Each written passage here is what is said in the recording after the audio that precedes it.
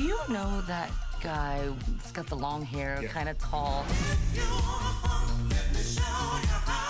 Yeah, Gabriel. He's an angel. He's hot. Yeah.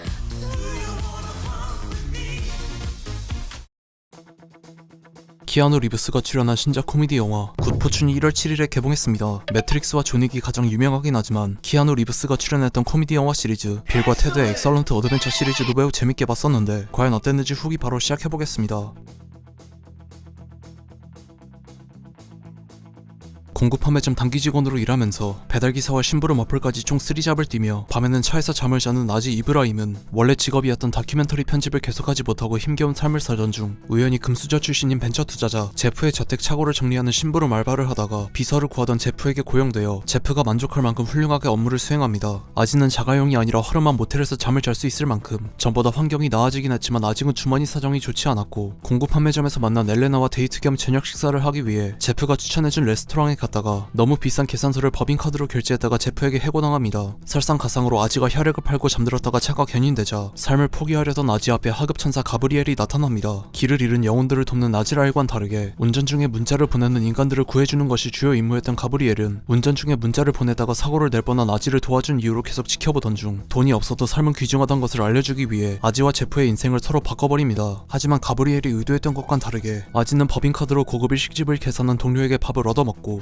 호화스러운 삶을 누리며 인생의 고민 대부분이 해결되었지만 가브리엘의 상사인 마사가 개입해 가브리엘을 인간으로 강등시킵니다. 브레이키 프라이데이와 너의 이름은 같은 작품들에서 수없이 봤던 바디 수합 내용에 왕자와 거지처럼 사회적 계층까지 바뀐다는 점이 신선했고 기생충이 그랬듯이 부자를 무조건 악하게 묘사하거나 빈자를 무조건 선하게 묘사하지 않은 것과 적당한 유머가 마음에 들긴 했지만 전반부에 비해 마무리는 약간 아쉬웠습니다. 영화의 전반부는 주인공 아지가 힘겨운 삶을 지속하다가 갑자기 제프와 계층이 바뀌며 호화로운 삶을 즐기는 것을 보여주고 후반부는 제프와 인간이 된 가브리엘이 아지 같은 빈자의 삶을 직접 살아보며 성장하는 모습을 보여주는데 세스 로건이 그동안 출연한 작품들처럼 빵빵 터지는 병맛 유머는 없지만 금수저로 태어나 서민의 삶을 처음 경험하며 벌어지는 일들을 유머러스하게 묘사했고 특히 키아누 리브스가 가장 빛났다고 생각합니다. 천사일 때도 약간 백치미 같은 순수한 모습이 웃겼지만 몇천 년을 천사로 살다가 인간으로 강등당해 햄버거와 타코를 처음 맛보고 감탄한다거나 설거지 알바를 하고 받은 급여에서 건강보험료와 국민연금이 빠지고 얼마 안 되는 것을 보고 분노하는 등 사회초년생이 되었을 때 경험했을 법한 일들을 묘사하며 웃음을 자아내기도 했고 비록 코미디 영화인 빌과 테드의 엑설런트 어드벤처로 처음 유명해지긴 했지만 매트릭스부터 콘스탄틴과 존윅을 거치면서 고착된 키아누 리브스의 이미지와 전혀 다른 모습들만 보여주는 것이 큰 웃음 포인트였습니다. 본작에서 천사인 가브리엘을 연기한다는 사실에 같은 이름을 가진 천사와 맞섰던 작품인 콘스탄틴이 자동으로 연상되었고 본작에서 가브리엘이 인간으로 강등당해 줄담배를 피우게 된다는 점에서 영화 콘스탄틴을 약간은 의식한 것 같았습니다. 다만 본작의 주인공 격인 아지는 가브리엘이 제프와의 위치를 바꾼 것이 의도와 다르게 흘러가긴 했지만 엘레나와 경제적인 위치가 너무 많이 차이나서 함께하기 힘들다는 것을 제외하면 다시 본인의 비참한 삶으로 돌아가는 것을 선택하게 되는 결정적인 교훈을 얻긴 했는지 의심스러울 정도로 후반부의 전개가 너무 급하게 지나가는 것 같았고 그래서인지 제프 또한 단순히 하위 계층을 막대하면 안 된다는 교훈을 얻은 것으로 묘사하며 부익부 빈익빈을 묘사한 수많은 작품들에서 봤던 교과서적이고 뻔한 공익 광고 같은 교훈만 남긴 것 같았습니다. 주인공 아지를 연기하고 본작의 각본과 감독까지 맡은 아지즈 안사리가 의도한 것인진 모르겠으나 아지가 제프의 회사를 제대로 운영할 능력이 되지 않는다는 묘사가 잠깐 나오긴 하지만 결국 부자로 사는 것도 힘들다는 것을 깨닫긴커녕 돈이 많아도 불행하다면 액수가 적은 것이다 라는 격언이 떠올랐고 약간 세게 표현하면 공산주의나 아나키즘 같은 발상이 될 뻔했다고 느꼈습니다. 저 또한 서민으로 살면서 내가 삼성그룹의 일원으로 태어났다면 참 기똥차게 잘 살 자신이 있다라는 망상을 해본 적은 있지만 거대 기업을 운영하며 사는 것이 절대 쉽지 않다는 것을 시간이 지나 깨닫게 되면서 지금의 삶에 만족하게 되었는데 본작의 위트와 유머가 없었다면 이런 망상으로 쓴 시나리오가 될 뻔하지 않았을까 싶습니다. 굿포춘은 전반부에 비해 마무리가 엉터리라서 약간 실망스러웠지만 나름 괜찮은 유머 덕분에 실실 웃으면서 봤고 후반부의 전개를 진지하게 파고들지만 않는다면 가볍게 웃으며 보기 좋은 코미디 영화라고 느꼈습니다. 지난 여름에 존윅의 스피노프인 발레리나가 개봉하면서 키아누 리브스의 이미지가 냉혹한 살인 병기로 고착된 느낌이었지만 오랜만에 코미디 영화에서 색다른 모습을 보여줘서 반가웠고 현재 제작이 확정된 존윅 5편도 기대하고 있지만 앞으로 코미디 영화에도 자주 나왔으면 하고 키아누 리브스의 색다른 모습을 보고 싶으면 본작을 추천드립니다. 본작을 보면 자동으로 콘스탄틴을 떠올리게 되는데 현재 콘스탄틴 2의 제작이 확정되고 각본까지 완성되었지만 각본이 키아누의 마음에 들지 않아 제작에 난항을 겪고 있다고 해서 빨리 콘스탄틴 2의 제작이 진행되었으면 합니다. 여러분들은 굿포춘을 어떻게 보셨는지 댓글 남겨주시면 감사하겠습니다. 이상 시청해주셔서 감사합니다.